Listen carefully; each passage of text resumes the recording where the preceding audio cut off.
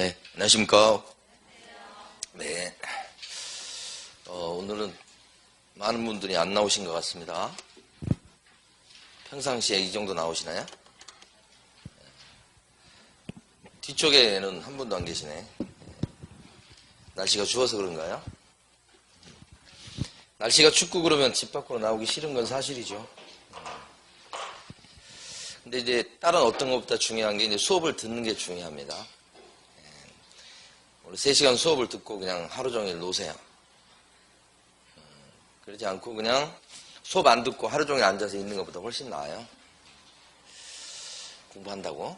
그러니까 수업을 빼먹지 말고 다른 과목도 마찬가지입니다. 많이 들으시고. 겨울에는 많이 들으셔야 되는 거예요. 자, 이제 199페이지 보십니다. 정보망 이렇게 되어 있고요. 199페이지. 요게 인터넷망입니다. 그러니까 요게 부동산 사장님들이 망에다가 물건 올려놓고 또 다른 사장님이 물건 들어가서 보고 이렇게 해서 손님 연결시켜 주는 거예요.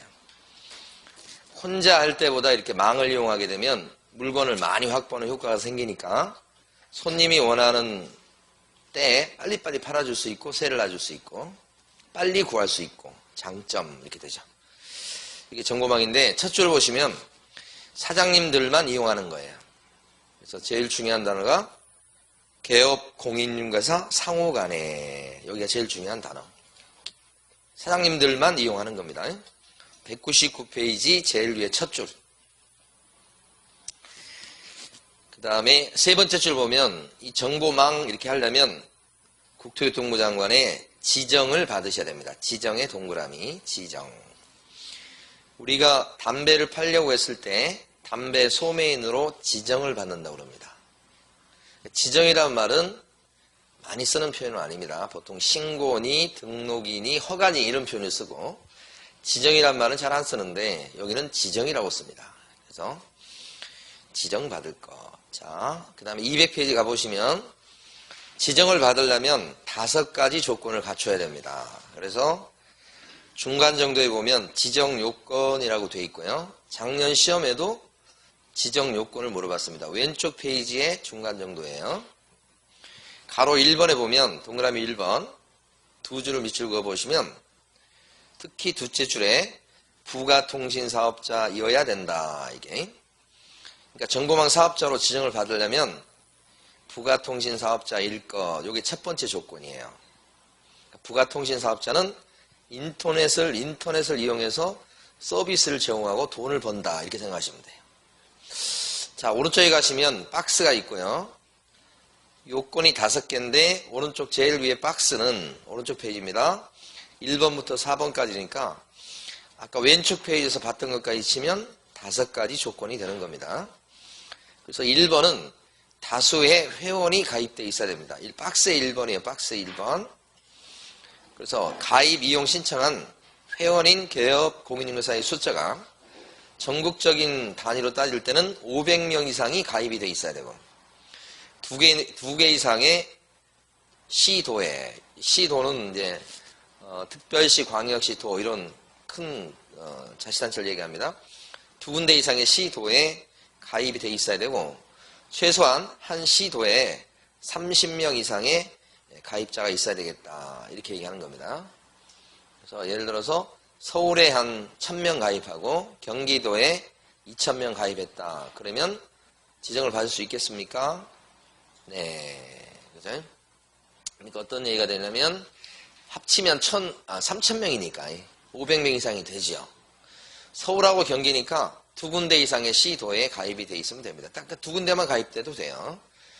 대신 최소한 한 시도에는 30명이 넘어야 됩니다. 30명 이상 이렇게 되니까 지정받을 수 있겠다. 숫자를 주로 물어봅니다. 작년 문제가 이 숫자 물어보는 것이었어요. 자, 그래서 500명 이상, 2군데 이상의 시도, 특히 세 번째 거 30인 이상 이 숫자. 1번이 제일 중요합니다. 그 다음에 2번은 정보처리 기사 1명 이상.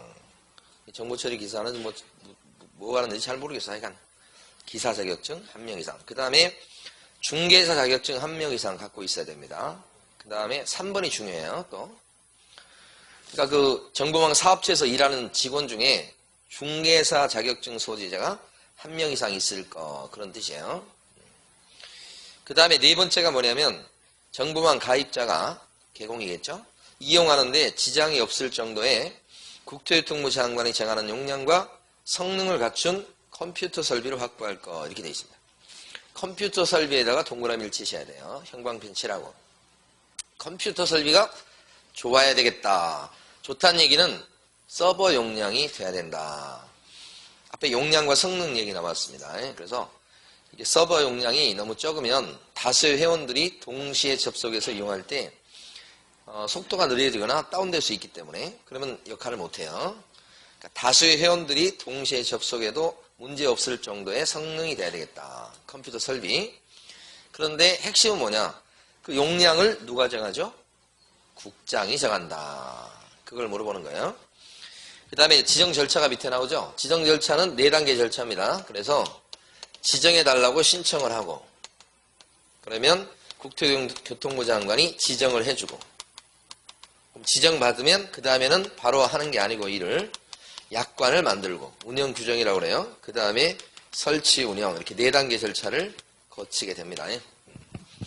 그래서 여러분들은 일단 지정 신청이라고 밑에 나옵니다. 가로 1번에 나오죠. 이 지정 신청한다 그랬을 때 수수료 내란 소리가 없다는 것을, 자, 지정 신청 제목 옆에다가 요걸 써두셔야 됩니다. 수수료 안 낸다, 요거. 그 다음에 신청할 때는 서류를 갖다 내도록 하는 게 있다. 서류, 이게 제출 서류, 구비 서류. 이게 5가지다. 그래서 구비 서류도 중요하죠. 그래서 1번에 보시면, 둘째 줄 보시면, 사장님인 개업공인인사에 등록증 복사본을 갖다 내시오. 요 구비서류 중에서도 또 1번이 중요합니다. 등록증 뭐예요? 4번. 왜냐면 사장님이 진짜 가입했는가를 확인하는 서류입니다. 등록증 4번. 1번이요. 1번. 등록증 4번. 원본 그러시면 안 돼요. 2번은 기사 자격증 4번. 그 다음에 3번은 중요합니다. 중개사 자격증 4번입니다. 직원 중에 증 있는 사람이 1명 이상 있어야 된다며요. 기출문제에서는 자격증 원본이라고 출제했어요. 그러니까 여기 보면 구비서류다 그랬을 때는 원본을 내는 게 아니고 복사본을 내는 겁니다. 4번이 맞는 말이에요. 시험에서는 원본이냐 4본이냐 이거 갖고 되게 막 꼬치꼬치 캐물어요. 그러니까 좀 짜증나긴 하지만 구별해 두셔야 됩니다. 보통은 4번입니다. 원본이 드물다고 생각하셔야 됩니다. 보통 4번. 입증하는 것은. 그 다음에 4번은 주된 컴퓨터의 용량을 알 수 있는 서류고요. 5번은 부가통신사업 신고서를 제출했음을 증명하는 서류예요. 그래서 이 구비서류 5개가 아까 봤던 지정요건하고 그대로 똑같습니다. 자, 그 다음에 가로 2번에 동그라미 1번에 보면 지정처분이다. 지정을 해주는 사람은 누구냐? 지정권자는 국장이고요. 그러니까 국토교통부 장관이 지정해주는 사람, 이렇게 되죠. 컴퓨터 용량도 국장이 정하고, 이렇게. 근데 요거 심사기간이 30일이다. 30일만 기억하시면 돼요. 첫 줄 끝에 있죠? 넘기시고. 다음 페이지 가시면 약관인 운영규정을 만들어 승인을 받도록 되어 있다. 이 약관은 뭐냐? 정보망, 인터넷망을 이용할 때 공짜로 이용하는 건 아니지 않겠습니까? 정보 이용료를 얼마로 내릴 건지, 한 달에 얼마씩 낼 건지, 만약에 그걸 이용료를 안 내면 어떻게 그 정보망 이용하는 걸 끊어버릴 건지, 이런 것들. 이용했다가 혹시 사고 터지면 책임을 어떻게 질 건지, 그죠? 아마 망사업자는 자기는 책임 없다고 써놓을 가능성이 높아요. 당신들이 올린 거니까. 그 관련해서는 물건에 뭐 문제가 있고 그러면 당신들 책임이지 내 책임은 아니오. 그럴 가능성이 높죠? 그거 안 정해놓으면 이제 막 또 싸움이 더 확대되니까. 그렇습니다. 그래서 약관인 운영규정을 승인받는데 이 승인권자가 누구예요? 또 국장이다. 그 기간은 3개월입니다. 거기 보면 가로 3번에 동그라미 1번 세 줄을 밑줄을 그으시고 동그라미는 3개월 이내에다 동그라미를 딱 치셔야 되지. 형광펜 3개월 내 승인받으시오. 이렇게. 그리고 나서 가로 4번 설치 운영입니다.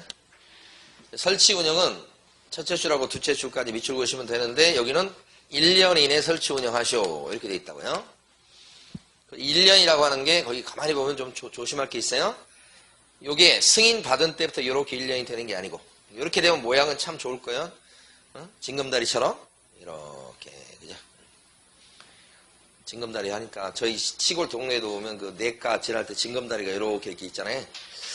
그러면 반드시 저희 학교 다닐 때는 내과를 건너갈 때 한 명을 빠뜨립니다.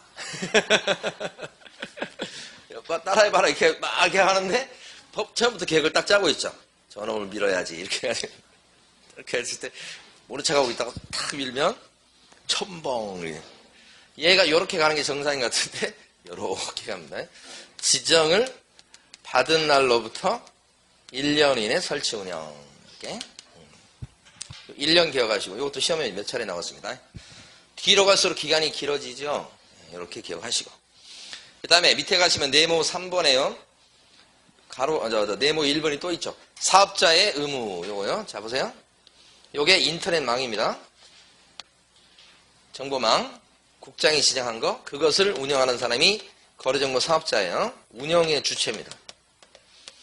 근데 이걸 이용하는 회원이 누구냐? 바로 개공들이죠. 일반 의뢰인들은 망에다가 직접 매물을 올릴 수 없어요. 반드시 부동산 사장님을 통해서 올리고 사장님들이 가서 찾아볼 수 있는 거예요. 그러니까 올릴 때도 여기를 통해야 됩니다. 이렇게. 사업자는 정보망을 운영하면서 지켜야 될 의무가 세 가지가 나오는데 매년 시험에 나오는 부분입니다. 세 가지 의무. 첫 번째는 가로 1번의 첫째 줄하고 둘째 줄 가운데까지 밑줄 긋는데요. 정보망을 통해서 개업 공인중개사로부터 여기가 형광펜입니다. 사업자는 개공으로부터 의뢰받은 중개 대상물의 정보만 공개해요. 사업자는 누가 준 정보만 여기다 올려주시라. 개공 여기요. 그러니까 개공 이외의 자의 정보를 공개를 하면 안 됩니다. 개공이 준 정보만 공개하십시오. 이 말은 개공 이외의 자가 준 정보를 공개하시면 안 됩니다. 이런 뜻이에요. 그 다음에 올릴 때는 그대로 올려줘야죠. 다르게 공개하면 안 됩니다. 이 얘기는 오른쪽 페이지 가로 2번에 있습니다. 그 가로 2번 두 줄을 밑줄 그으면 특히 둘째 줄에 내용과 다르게 공개하면 안 된다. 누가요? 사업자가. 이렇게. 그 다음에 하나 더 있습니다. 가로 3번 보시면 거래정보 사업자는 요 개업 공인중개사인 회원들을 절대 차별하면 안 됩니다. 그래서 차별적으로 공개가 되도록 해서도 안 됩니다. 이렇게. 안 돼요. 그러니까 어떤 개업 공인중개사 매물은 잘 보이는 페이지에 올라가도록 하고 어떤 사람은 잘 안 보이는 페이지에 올라가도록 하고 그러면 안 되겠다. 뭐 그런 취지예요. 그러면 이제 이게 형평성에 문제가 생길 수 있으니까 어떻게 해요? 돌리든지 해야 되는 거죠. 응? 차별하면 안 된다는 뜻이에요. 요거. 그래서 사업자의 의무 세 가지를 잘 기억을 하시고 무조건 시험에 나오는 거고 이때 여러분 이제 아셔야 될 게 더 나가서 왼쪽 페이지 오시면 아까 가로 1번이 있었죠. 아까 가로 1번이 있었죠. 그 옆에 보면 이렇게 빈 공간이 있단 말이에요. 여기다가 이렇게 해가지고 꼭 이것만 얘기하는 건 아닙니다. 이 세 가지를 다 얘기하는 겁니다. 가로 1번, 가로 2번, 가로 3번. 요것을 위반하면 그럴 때는 어떤 제재를 받느냐를 써두셔야 돼요. 지정을 취소당할 수 있고요. 지정 잘릴 수 있고요. 그 다음에 형사처벌감입니다. 1년 이내의 징역이나 1천만 원 이하의 벌금으로 형사처벌감이다. 지정 잘릴 수 있고요. 1년 이하의 징역이나 1천만 원 이하의 벌금입니다. 요거 올해 시험에 나왔던 거예요. 사업자의 의무 중에서 가장 중요한 의무. 안 지키면 형사처벌까지 하는 거니까 이 세 가지를 많이 익혀두셔야 됩니다. 그래서 여기까지. 정보망에 대해서 이제 이것저것 공부할 게 있습니다만은 지금 당에서는 이 정도. 자, 그 다음에 어디로 가시는가? 쭉 넘어가셔가지고 212페이지 갑니다.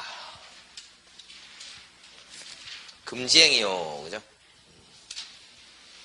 금지행위는 법에서 부동산 시장에서 일하는 사람들이 해서는 안 될 행위 12가지를 정해놨습니다. 212페이지요.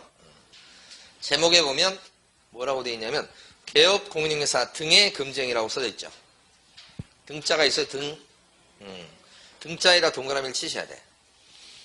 그 한 글자 때문에 사장님도 금쟁이를 저지르면 안 되지만 보조원도 저지르면 처벌받습니다.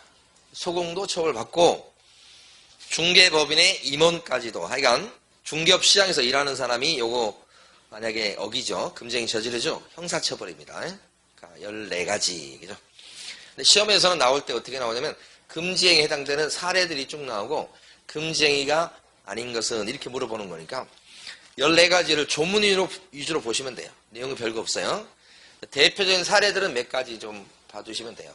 이게 거의 조문 위주로 많이 출제가 되니까. 자, 봅니다. 먼저 214페이지. 여러분 교재에서 보실 때 파란색으로 되어 있는 요 조문 위주로 볼 겁니다.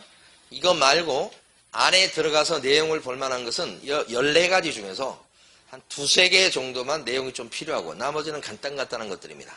그러면 금쟁이 한 문제 나와요. 금쟁이냐 아니냐 이런 식으로.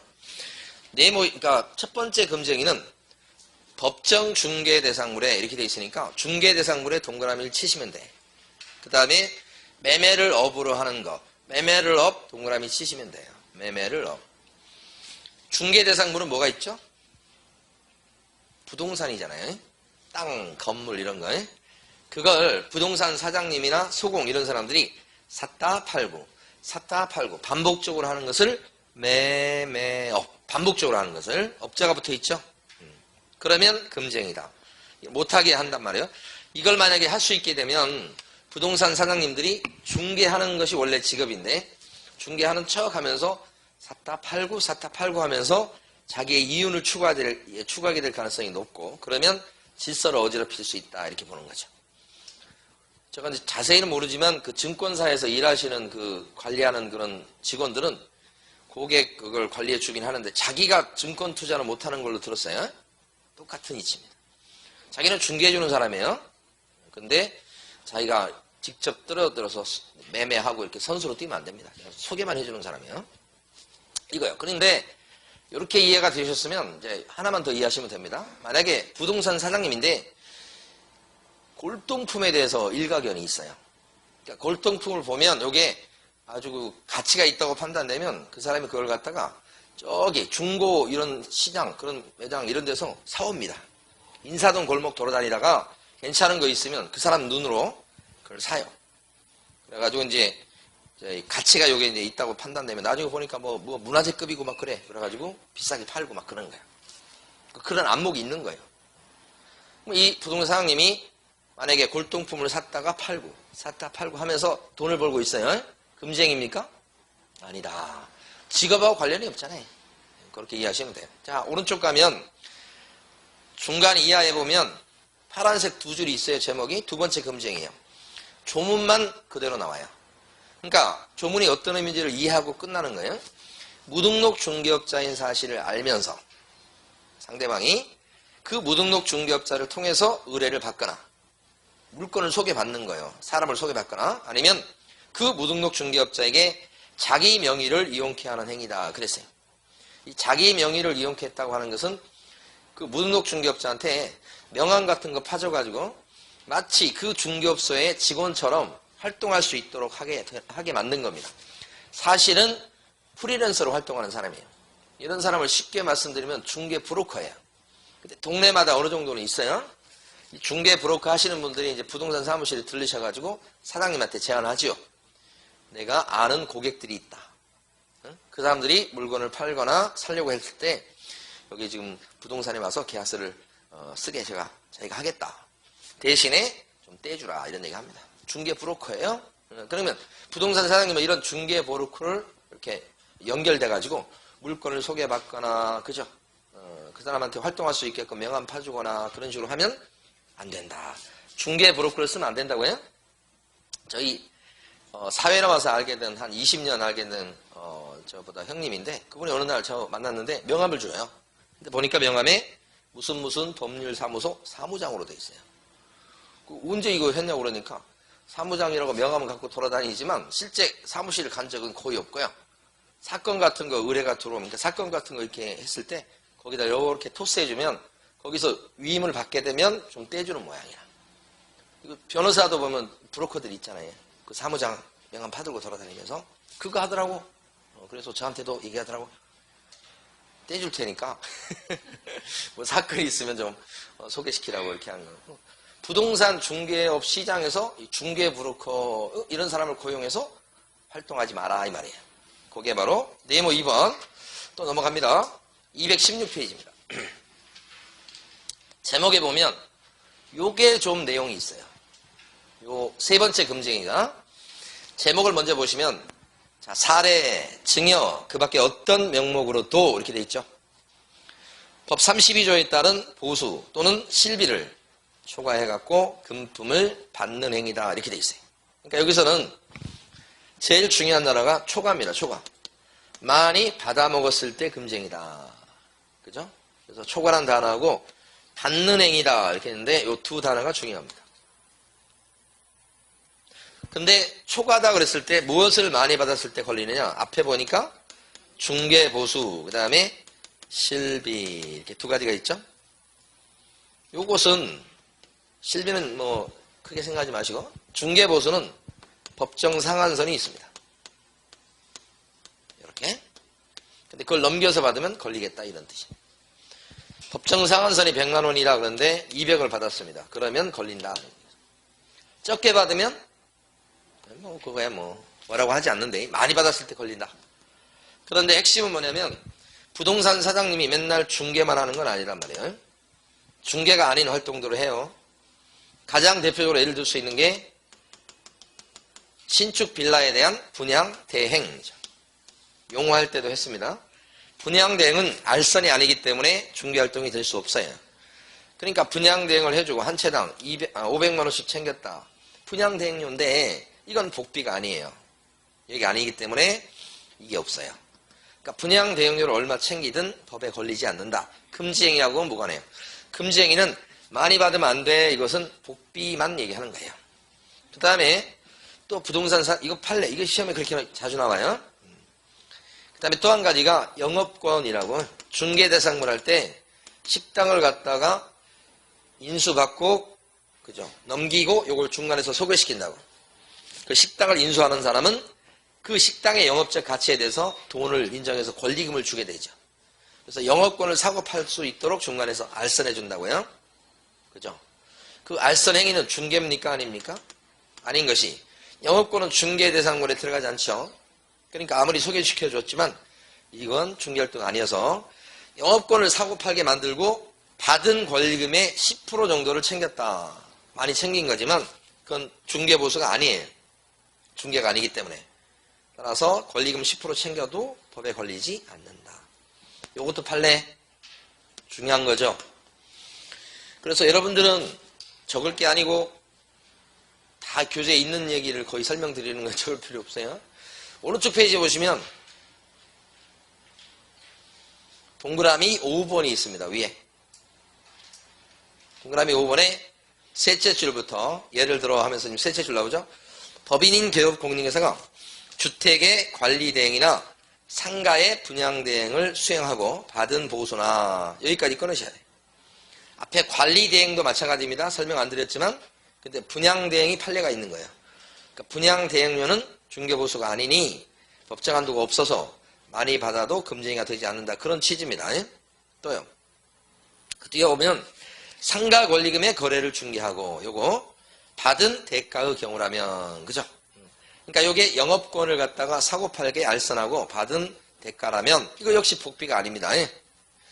그래서 중개업이 아니므로 중개활동이 아니니까 중개보수가 아니어서 법정 한도가 없어서 초과보수에 적용될 것은 아니다. 너무 중요한 거예요. 됐습니다. 자, 그 다음에 이제 두 번째 갑니다. 이게 세 가지가 중요한 포인트 있는데 법정 한도를 넘겨서 받으면 걸리는데 요 물건을 중개했을 때 중개보수가 100만 원인데 우리 부동산 사장님인 갑이 중개보수를 갖다가 100만 원 챙기고 이렇게 그 다음에 사례비로 300을 더 챙겼습니다. 수고비로 300을 더 받았습니다. 예를 들어서. 아니면 중개보수는 100만원 끊어서 받고 광고하겠다고 광고비를 받아서 일부를 호주머니에 챙겼다고 한 300 정도를 더. 이랬을 때 이 사람은 초과보수가 되느냐 이 말이죠.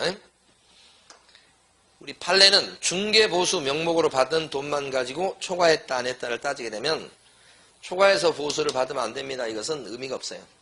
왜요? 다른 걸로 다 챙겨버리니까. 그래서 다른 걸로 챙긴 것을 합산해야 된다고 하는 것이 판례 입장이에요. 이게 맞는 생각이지. 이게 합리적이죠. 그래야 못 빠져나가지. 그래서 초과입니까 아닙니까를 따질 때는 다른 명목으로 받은 것도 다 뭐예요? 합친다 이런 뜻이. 이거 금지행위예요. 그러니까 중개보수는 한 푼도 안 받았어요. 사례비로 1000만 원 받았어요. 복비가 얼마인데요? 많이 받아야 100만 원인데 금지행위입니까 아닙니까? 당연히 금지행위죠. 안 받았다고 착한 사람 아니에요. 자, 이러죠. 근데 여기서는 받는 게 꼭 돈만 얘기하는 건 아니에요. 금품이라고 되어 있으니까 중개보수를 100만 원 받고 자, 그림을 한 점 받았습니다. 이렇게 한 5, 60만 원 되는 그림. 자, 그랬을 때 금지행위입니까? 네. 돈만 얘기하는 거 아니라고 그랬죠? 그러니까 50만 원이라고 말씀드렸어요. 그러면 얼마 받은 거예요? 150. 금지행위 걸리는 거예요? 제목에 보면 이게 나와 있잖아요. 제목에. 자, 밑줄 그어봐요. 왼쪽 페이지 오셔서 다시 아까 읽었던 왼쪽 페이지 오셔서 가로 1번에 동그라미 1번 중개보수 이외에 부동산 거래를 중개한 후 사례비나 수고비 등의 명목으로 금원을 받은 경우에도 그 금액이 소정의 보수를 초과하는 때에는 위 규정을 위반 행위에 해당이 된다 그랬습니다.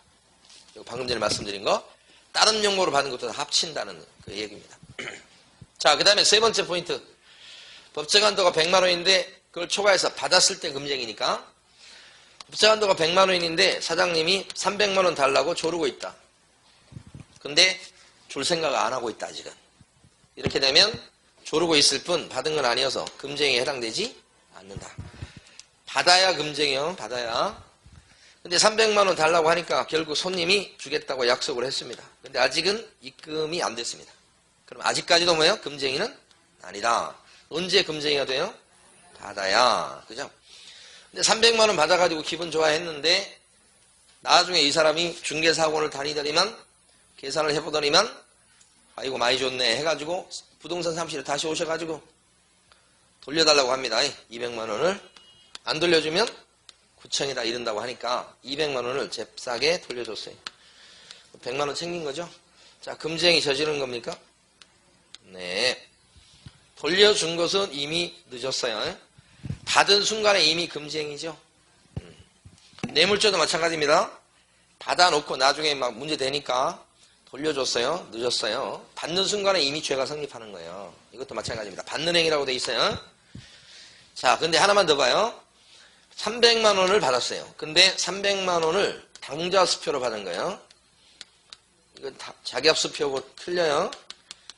자기합수표 같은 건 현금하고 똑같다고 보시면 돼. 근데 당좌수표는 어음하고 비슷하게 볼 수 있지. 일단 종이 쪽지를 줘. 300만 원짜리를. 그래서 나중에 은행에 가서 지급 청구하면 은행에서 돈 줄 거다 이런 거예요. 그래서 종이로 이렇게 끊어주는 건데 이 당좌수표를 갖고 은행 가서 300만 원 주시오 그랬더니 은행에서 그 계좌 주인이 잔고가 없는 거야. 그럼 안 주지 당연히. 그러면 그게 휴지 조각이지. 그러니까 당좌수표를 받았는데 나중에 가서 지급 거절이 된 거예요. 그죠?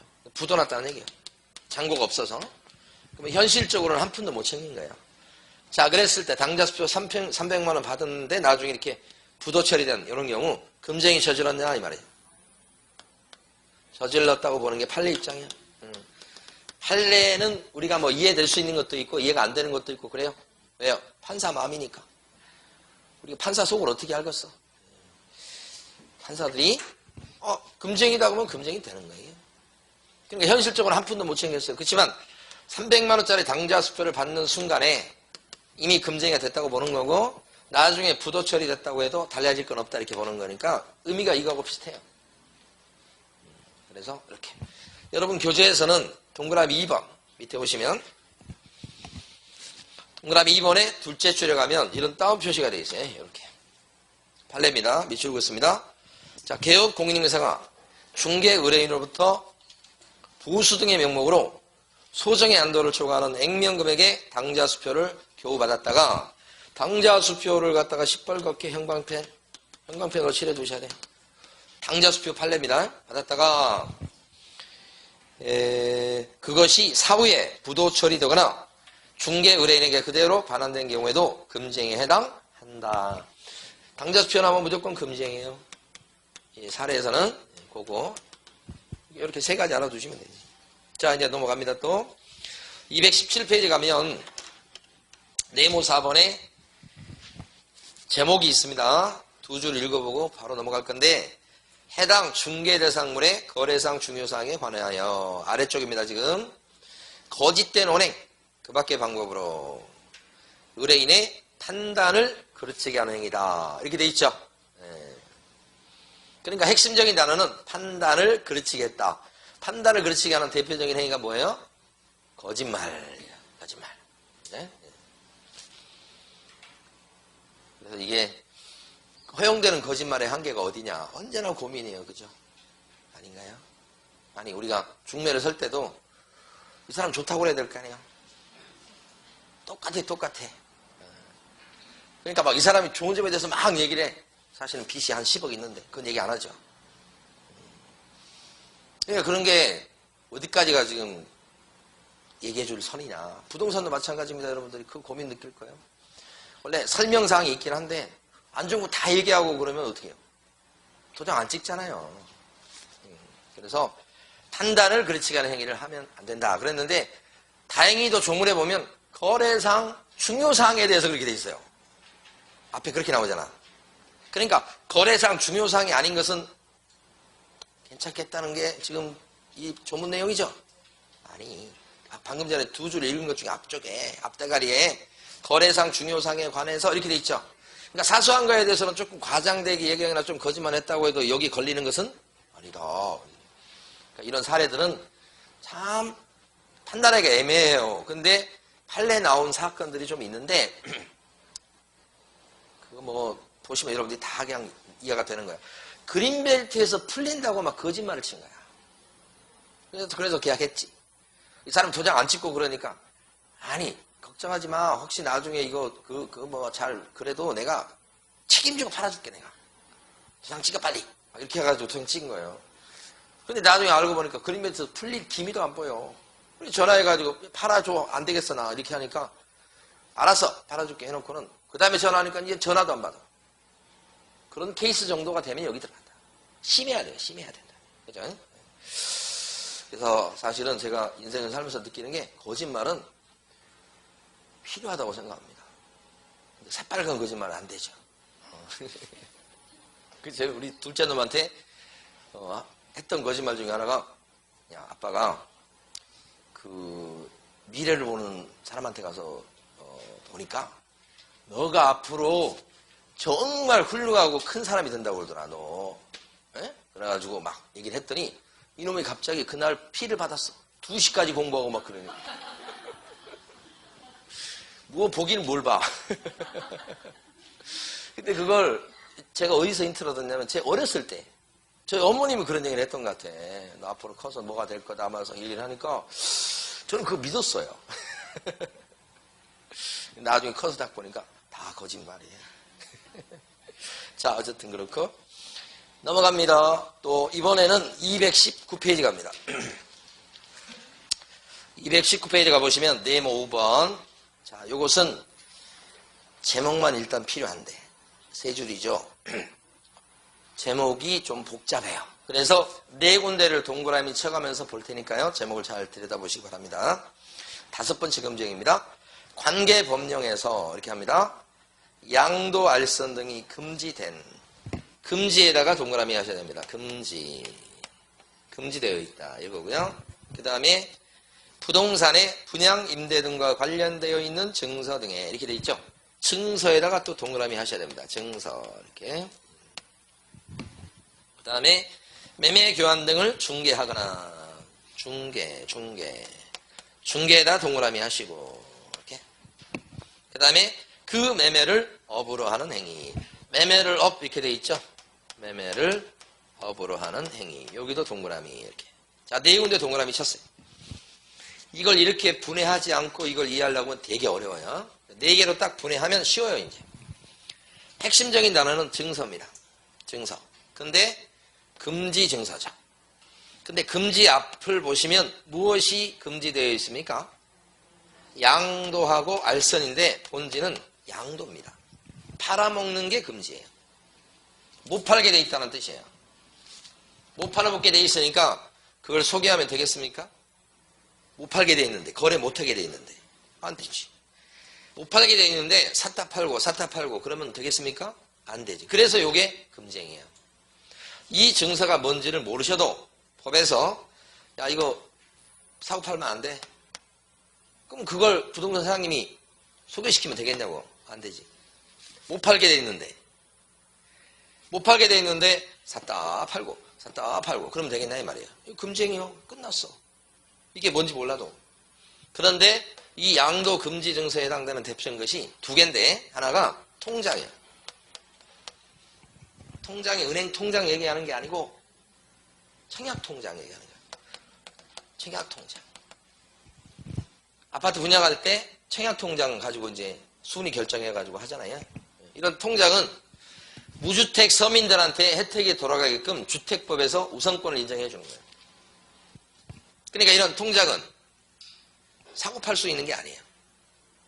무주택 서민한테 우선권을 주려고 하는데 만약에 부자가 통장 사가지고 대신 분양받으면서 돈 벌면 안 되겠잖아요. 주택법에서 그래서 양도를 금지시켜놨어요. 형사처벌이에요. 사고 팔면. 그러니까 이걸 부동산 사장님이나 시장에서 일하신 분들이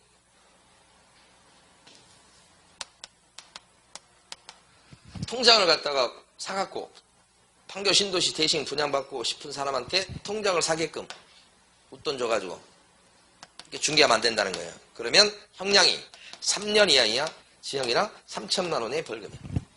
판교 신도시 분양할 때 성남 지역에 구시가지 쪽에 살던 사람들이 통장 갖고 있는 거, 그 웃돈 되게 많이 거래되면서 돈 있는 사람들이 그걸 사갖고 분양받고 그런 경우가 있었잖아요. 그거예요. 또 한 가지가 철거민 딱지예요. 철거시키는 대신에 그 사람한테 딱지를 줘서 분양신청 자격을 주는 거야. 그것도 우선적으로. 그럼 이런 철거민 딱지는 철거되는 사람한테 혜택이 돌아가게 하기 위해서 주택법에서 인정한 거예요. 그래서 그 법에서는 그거 팔면 안 돼 이렇게 돼 있어요. 그런데 그거 딱지, 입주권 딱지 이런 걸 갖다가 중개해주면 되겠어요? 안 되지. 사고 팔고 그러면 되겠어요? 안 되지. 근데 법에는 이렇게 돼 있고 실제는 어때? 형량도 있고 막 그런데 과거에 보면 무지하게 이거 사고 팔고 소개하고 막 그랬던 거잖아요, 솔직히. 근데 그건 그거고 어쨌든 법상은 금지. 이게 몇 번째요? 5번째. 그래서 여러분들은 가로 2번에 가보시면 가로 2번에 동그라미 1번 셋째 줄까지 밑줄 긋고 읽어보시기 바랍니다. 가로 2번에 동그라미 1번 첫째 줄부터 셋째 줄까지. 셋째 줄에 이주 대책 대상자 확인서. 이것도 칠판에 쓴 철거민 딱지예요. 이런 것들도. 됐습니다. 자, 221페이지 가보십니다.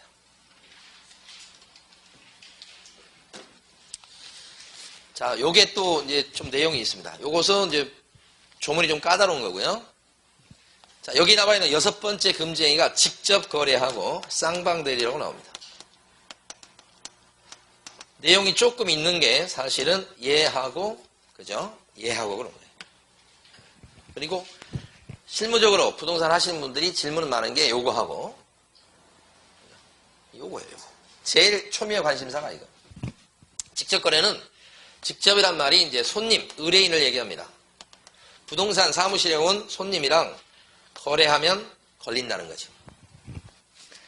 이것은 아까 첫 번째 배웠던 중개대상물에 대한 매매업보다 더 심한 겁니다. 부동산 사무실에 온 손님이 있는데 그 손님이랑 거래를 한다 이거야. 부동산 사무실에서 일하는 사람들이. 그러면 안 되겠다. 소개시켜주는 일을 하는 사람들인데 자기가 그걸 잡아. 괜찮으니까. 그래서 팔고 이렇게 해서 이득을 남긴다면 그 다음부터 소문이 어떻게 나겠어. 야, 부동산 사무실에 내놓으면 다 먹혀 이렇게 할 거 아니야. 다 팔리고 다 잡고 자기들이. 그럼 부동산 사무실에 대한 인식이 안 좋아질 거 아니에요. 그래서 못하게 하는 거예요. 그러니까 이게 손님이랑 일체 거래하면 안 됩니다. 이렇게 하는 거예요. 그러니까 A라는 사람이 B라는 부동산 사장님한테 팔아달라고 의뢰. 그랬더니 이 사람이 이민 간다는 거야. 빨리 재산 정리하려고 그래요. 그러니까 싸게 지금 팔려고도 하는 거야. 그래서 이 사람이 자기가 사겠다고 나서서 매입을 하잖아요. 사장님이. 그럼 요게 뭐예요? 직접 거래예요. 요게. 요때 직접 거래가 되면서 처벌받은 사람은 요 사람. 3년 이하의 징역이나 3천만 원 이하의 벌금으로 형사처벌 대상이 되고, 요럴 때 요 손님, 이민 가는 요 손님은 중개업시장에 종사하는 사람이 아니기 때문에 처벌받지는 않아요. 여기가 처벌됩니다. 만약에 이 물건을 잡을 때 밑에 있는 소공이 잡았다. 그래도 똑같아요. 처벌받습니다. 그래도 직접거래. 중개보조원이 잡아도 직접거래. 중개법인이라면 임원이 잡아도 직접거래. 하여간 그 사무실에서 일하는 사람이 잡으면 다 직접거래. 이때 이거 잡을 때 이민 가는 거니까 사장님이 잡겠다고 하니까 그러세요. 이렇게 승낙해줘도 소용없어요. 금쟁이에요. 처벌받아요. 이건 질서를 허물어뜨리니까 안 된다고 하는 거예요. 일치 안 된다는 거예요. 이 사람이 좋다고 해도 안 되는 거예요. 처벌받습니다. 자, 그런데 이때 하지 말라고 했는데 그걸 어기고 했어요. 그럼 처벌받겠죠. 근데 이때 매매계약을 통해서 등기가 만약에 B 앞으로 넘어온 상태라면 이때 B는 소유권 취득할까요?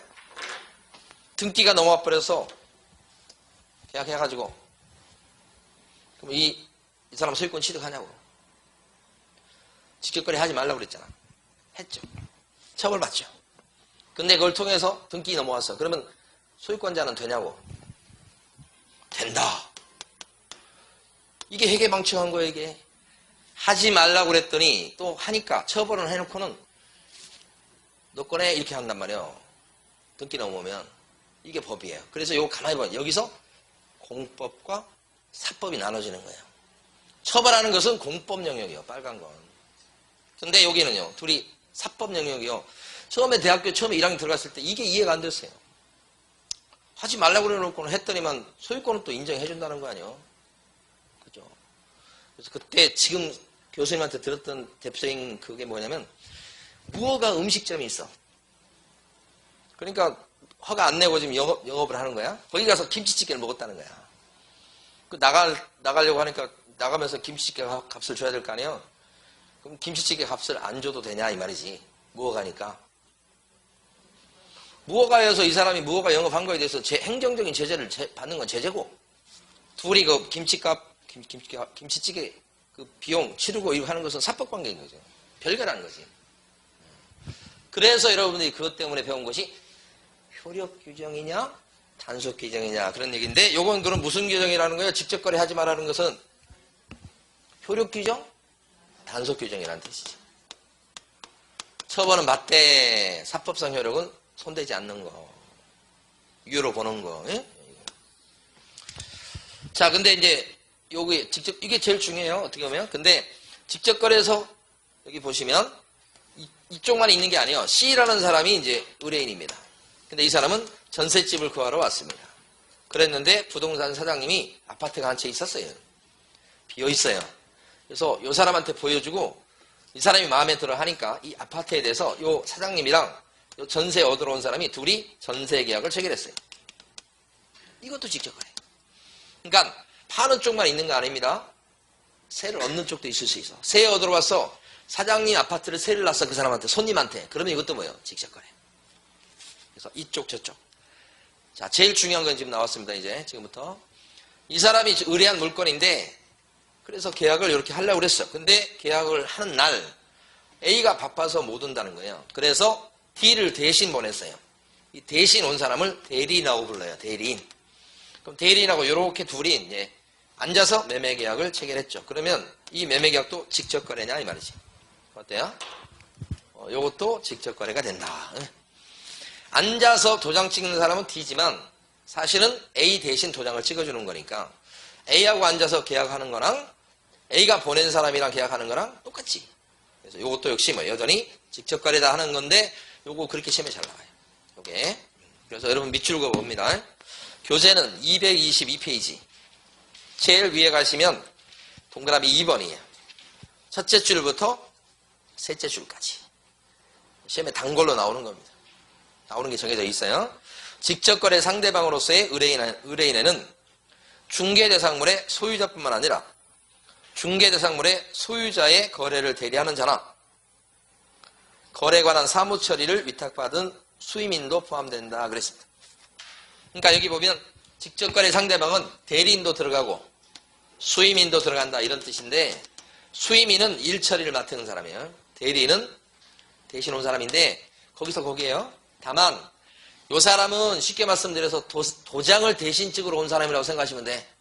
근데 수임인은 계약 내용이라든지 이런 것을 대신 결정까지 해줄 수 있는 사람이니까 이 사람이 대신 해주는 범위가 더 넓다고 보시면 돼. 수임인은 좀 넓게 권한을 주는 거고, 대리인은 뭐예요? 내 대신 가서 도장 찍고 와 이거지.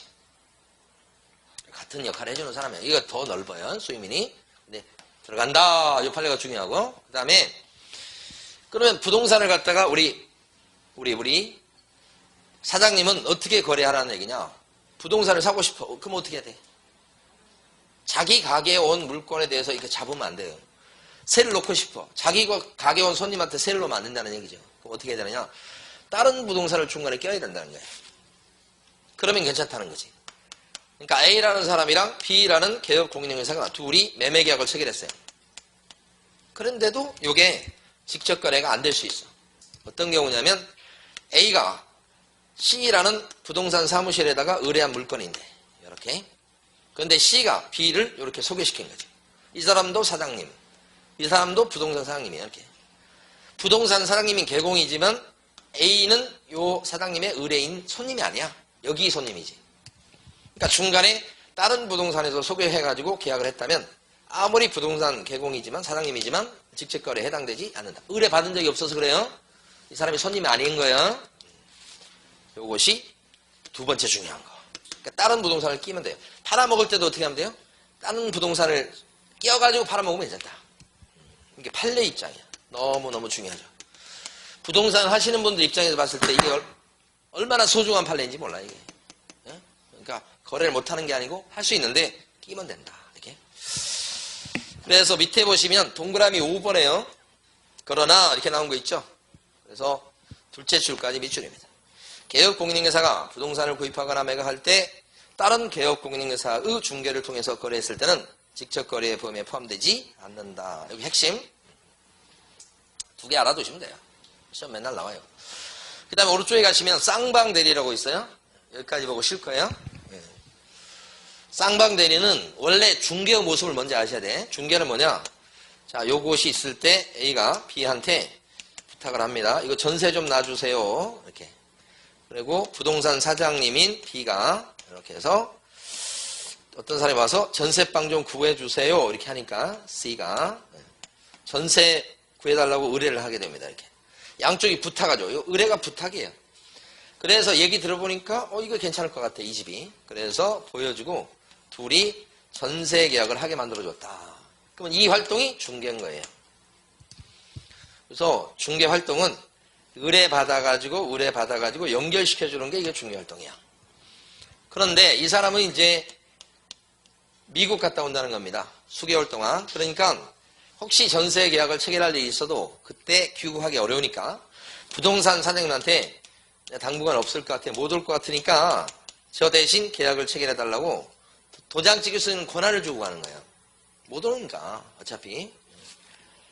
그리고 C 같은 경우도 보니까 전세방 구해주세요 했는데 이 사람은 또 지방 출장 가 있다는 거야. 올라오기 힘들다는 거지. 그러니까 뭐라 그래요? 사장님이 좀 알아서 해주세요 하면서 대리권을 주고 자기도 못 온다는 거지. 이 사람도 못 온다고 그러고 이 사람도 못 온다고 그러니까 양쪽이 대리권을 줬기 때문에 사장님이 혼자서 이제 알아서 하면 되는 거지. 못 온다는 거니까. 그러면 B 개업공인중개사 관점에서는 정말 편한 거예요. 전세계약서를 쓸 때 옆에서 시비 걸 사람이 한 명도 없어. 그러니까 자기가 다 결정할 수 있죠. 그러면 이 계약 자체가 잘못되면 이 사람이나 이 사람한테 불리한 내용이 들어갈 수 있고 결정될 수도 있죠. 견제할 사람이 없잖아요. 이 계약서가 개판이 된단 말이에요. 그럼 손님을 해칠 수 있죠. 견제할 사람이 없으니까 양쪽이 대리권을 줘서 혼자서 계약을 체결한다 그러면 사장님 입장에서는 편할지 모르겠습니다만 소비자 입장에서 봤을 때는 뭐예요? 위험하다는 거지. 못하게 하는 겁니다. 이걸 뭐라고 불러요? 쌍방대리. 근데 시험에서는 쌍방대리는 뭐 한 20년 이렇게 지켜봐도 시험 문제 지문에 한 두 번밖에 안 나올 정도. 잘 안 나오는데 뭐가 잘 나오느냐? 이 사람은 진짜 미국 가서 안 옵니다. 지금 이 사람은 못 와. 근데 이 사람은 지방 출장 갔다가 계약하겠다고 했을 때 물건 봤는데 가격을 맞춰주니까 하겠다는 거예요. 올라와요.